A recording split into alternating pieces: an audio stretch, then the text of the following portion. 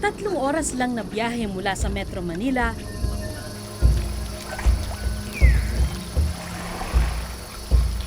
naghihintay ang masarap na yakap ng inang kalikasan.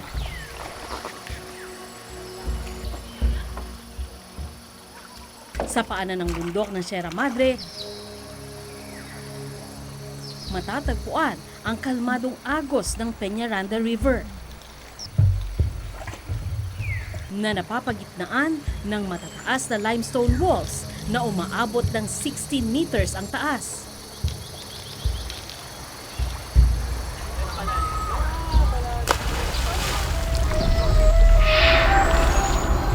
Samot-saring kwento rin ng kababalaghan ang maririnig mo sa mga taga rito. Naniniwala pa rin po naman ako na may naunguha talaga.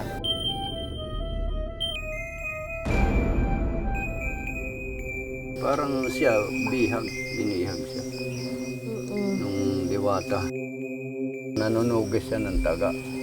Ayaw nang may kasama. Matagal na, ala pa siya.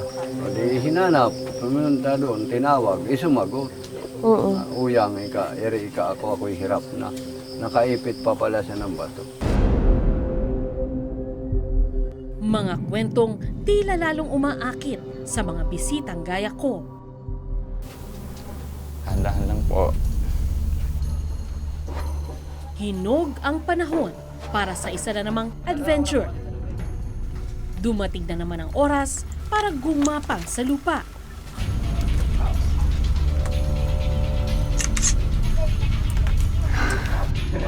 Pagpawisan ng malagkit, subukan ang aking tatag.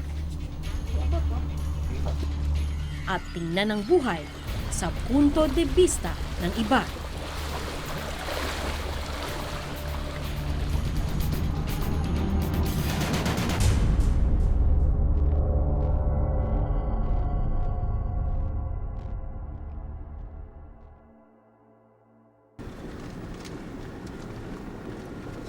Sa daan patungo sa Minalungaw National Park sa General Tino, Nueva Ecija,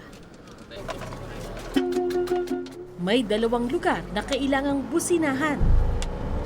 Pasintabi raw ito sa mga nilalang na hindi nakikita at sanhi umano ng ilang aksidente doon.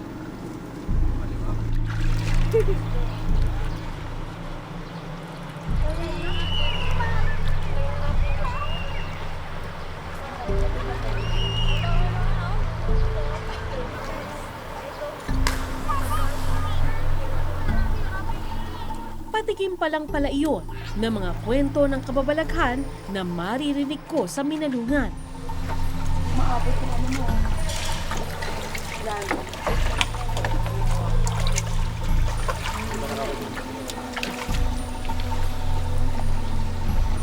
Dahil marami ring kwento ang aming tour guide na si Darren. Sa pagkaalam mo, ilan ang namatay dito? Siguro sa pagkaalam ko mga 77 na. Buhat yung kahulihan na namatay yung bata. Yung bata po kasi ang huli kong nalaman na namatay dito. Pero this year, mga ilan na? 3. Naniniwala pa rin po naman ako na may naunguha talaga. Kasi kung sasabihin naman natin na walang nangunguha, paano po kung may madisgrasya ulit ng sanhin ng pangkalunod, masasabi mo po ba na walang nangunguha? Ang mahigit 2,000 ektaryang Minalungaw National Park ay nilikha sa Bisa ng Republic Act 5100 noong 1967. Pinaniniwala ang mayaman sa ginto ang lugar na ito. Ang pangalang Minalungaw nangangahulugan daw ng mina ng ginto sa kuweba. Binago lang po sila ngayon. Kaya nagpa siya akong bisitahin ang isa sa 6 na kuweba rito. Itong kuweba na wala pang pangalan, pero binabansagang balite, kailan to binuksan sa publiko? Ngayon taon lang po ito nabuksan sa publiko. Bagong cave na binuksan, Oo. tapos na po tayo. Handahan lang po.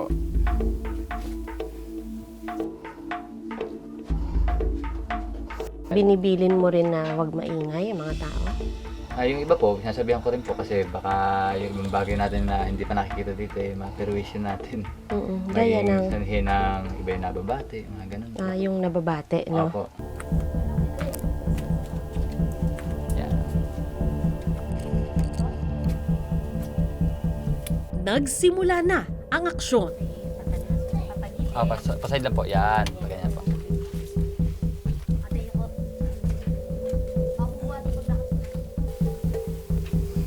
Dahan-dahan lang po. Medyo putik po.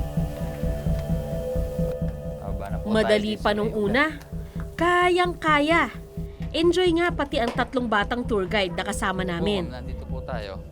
Tinetrain sila ni Darren para raw tama ang sabihin kapag sumasideline bilang guide ng mga turista.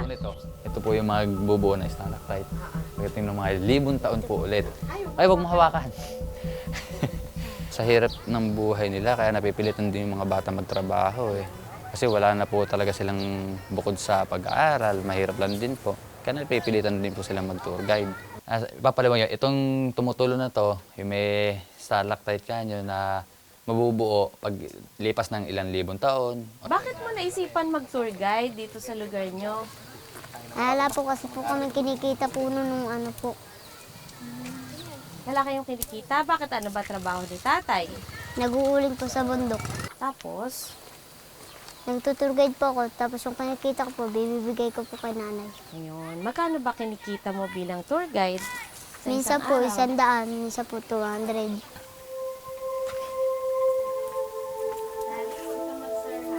Apa? Sa pasikot-sikot ng kuweba, pwede kang maligaw. Ang aming pakay, ang ugat ng balite na ayon kay Darren ay misteryoso. Medyo masikip po siya. Andito na po tayo. Tabi-tabi po. Ikaroon po. Tabi-tabi po. Andito na po tayo sa ugat ng balite na minsan hindi nakukuha ng camera. Kailangan natin magtabi-tabi sa kanya para mapicturean kasi ito. Ang balite kasi may mga pamahiin na sinakasabihan niya na may nagbabantay. Kaya nakiraan tayo na tabi-tabi po. Ngayon ito po siya, yung taas niya. 70 o 60 feet. Ayun po siya. Diretso lang po siya. Dahil nga po yung puno niya, wala dito sa loob, nasa labas. Ngayon po, hindi ko lang din po alam kung ano yung puno niya, gano'n siya kalaki. Pero sa tansya ko naman po, buhay pa kasi. Buhay pa po yung ugat at ano. Ha? Patuloy pa rin po lumalaki. Patuloy niyang hinuhubog ng kalikasan ang kuwebang ito. Hindi man gaanong marami ang mga stalactite na kumukutitap sa dilim, meron pa rin namang tulad nito na kung hindi gagalawin ng mga turista, siguradong magpapahanga sa mga susunod pang henerasyon.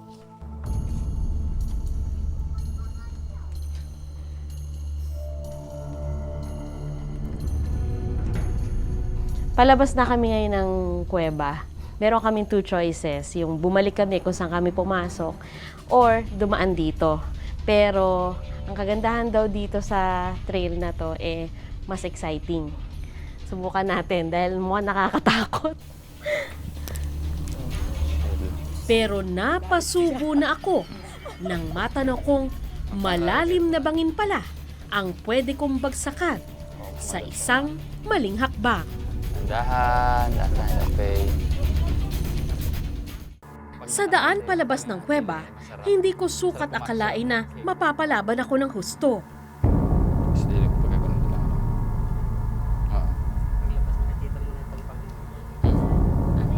Dito naman po, nakaupo ka dito. Ang unang pagsubok, tumawid sa magkahiwalay na bato sa gilid ng malalim na bangin. Dahil umulan nung gabi, madulas ang bato. Kasi dyan, pag nadulas ka, tuloy-tuloy ka na. Ilang feet yan? Hindi, mataas po yan. Buti na lang, bukod kay Darren, naroon din si Mang Mario na bihasa din sa mga kuweba. Ang kinabubuhay kasi ni Mang Mario, ang pagkuha ng pugad ng ibong balin sa sayaw sa loob ng isa pang kuweba rito. Dito, hawak ka naman dito. Kaya nilalagay po, sobrang tapakan po yan. Sige, ma'am. Okay. Hawak Tali na, po ma'am. wag kayo bibitaw. Yan. Okay. Sige po, ma'am. Tapos dito. Dito na po sa susunod na po ulit. Hawak ka po. Dali 1, 2, 3. Oh, yeah. Okay. Kanina, nung paakyat ako para andali, pero nung narito na ako, mahirap pala talaga. Kasi, nakakalula ang lalim. Ugat din po ng balite yan. Napansin kong Pahirap ng pahirap ang landas palabas ng kuweba. Napasabak tuloy ang buong team namin. Yan, para maabot mo. Balikat na ako. Pag maiksi ang legs mo, paano na? Ano lang ako ito, ma'am? Ang taas eh! Pang matangkad eh! Okay. Dari na ba? Ito, wala itong tayo kahit isa. Nakalap ko malikod. Talikod ka lang, ma'am. Ang masasabi ko lang, ito yung mas mahirap para sa akin. May paakyat pa pala. Pagkatapos mo bumaba, aakyat ka naman. Pinakamadali po ito. Maliban sa lubid na itinali ni Mang Mario, kailangan mo lang talagang kumapit ng mahigpit sa mga bato. Babagsak mo ba ito, ha? Babagsak daw, ha? Atras, atras.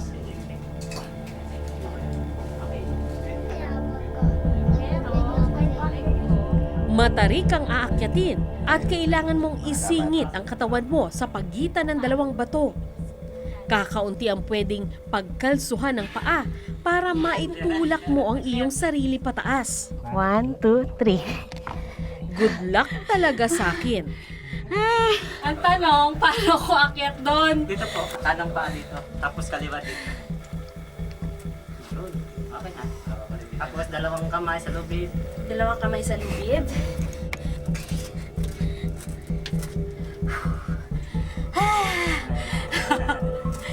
Ang hirap! Tatlo. Ay, wait. 1, 2, May butas po dyan, baka Okay. Kuya, okay. natapatan yung... Grabe. Akala ko noon, palabas na kami ng kuweba. Yun pala,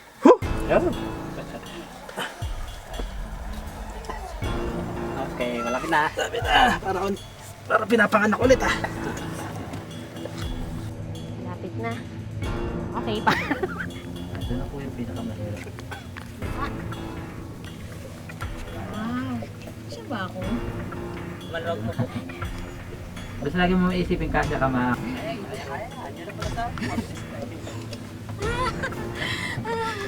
Yan.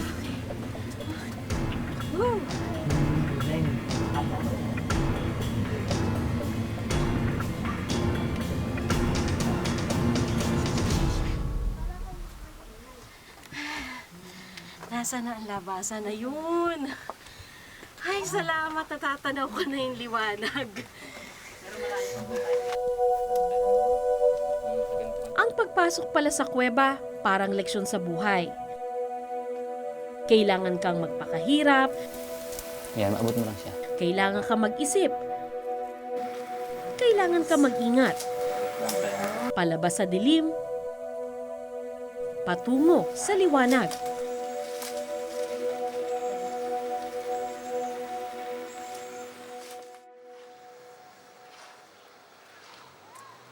Sa pagdaan ng panahon, unti-unting nakikilala ang Minalungaw National Park.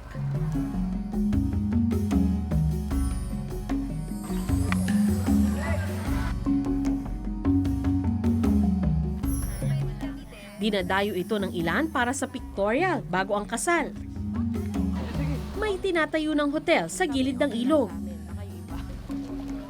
Kapag weekend, higit na marami ang bisita. Walang bayad ang paligo sa ilog. Nasa iyo na kung magrerenta ka ng balsa at cottage. Nagdulot nga ng kabuhayan sa mga taga rito ang turismo. Yung kanina, yung pinuntahan natin na kuweba, pang ilang beses mong napuntahan yon? Pangalawa po, pero sa gitna po, kalahati lang po. Ano masasabi mo doon sa karanasan mo na pumasok ka sa cave na yon kasama Nakakatakot kami? po eh. Bakit? Anong kinatakot mo? Parang malalim po eh, nalulula po ako.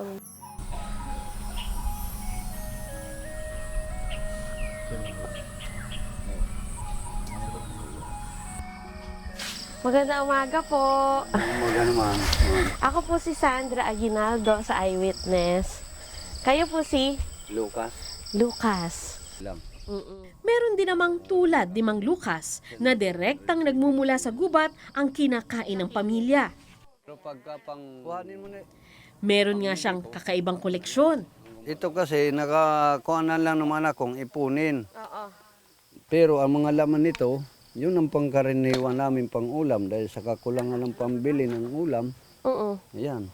Kaya may ergan ako panghuli niyan. Yun ho yung pinapakain niyo sa pamilya niyo, yung mga nahuhuli ninyo. Ano po yan? Ano yung mga nakuha niyo? Ito, unggo. Ano? Unggo. Oo, Unggoy. matching, oo. Unggoy. Ah, matching. Ito ang mga paanan, labuyo, tikling. Mm-mm. Ito, inuulam din namin yan. Tapos, may paapa dito ng na-aksidenteng nahuli ko rin, yung parang agila. Araw-araw, naghahanap ng makakain sa gubat si Mang Lucas. Kahapon sana, may huli akong malaki.